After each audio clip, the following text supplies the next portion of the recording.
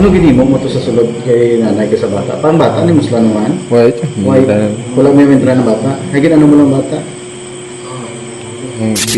Panginwala sang 43 anyos nga sospek ang paghimuros sa maglola sa barangay Basiao, Ibisan, Capiz. Sa interview sang Radyo Bandera Rojas kay Gerald Almanon alias Tiliboy, kag residente sang nasambit man nga barangay, ginpanindugan sini nga wala niya ginimuslan ang nasambit nga maglola. Suno sa sospek, nagpadulong ini sa balay sa mga biktima nga yara sa idalom sang impluwensya sang makahulubog nga ilimnon kag ginaligar nga ginhagad sini ang lola nga magpakighilawas sa iya. Wala naman nagpalibad sunod diri ang tigulang kag nagpasugot ini sa baylo nga hindi siya pagpatyon sang sospek. Dugang pa ni Tiliboy nga wala man sinigin miteran o kon gintandog ang siyam katuig nga apo sang nasambit nga tigulang. Sa piyak sang iya nga pagpanindugan nga hindi sang pagpanghimuros ang natabo, aminado ang sospek nga dako ang iya paghinulsol sa ginhimo sini sa nasambit nga tigulang.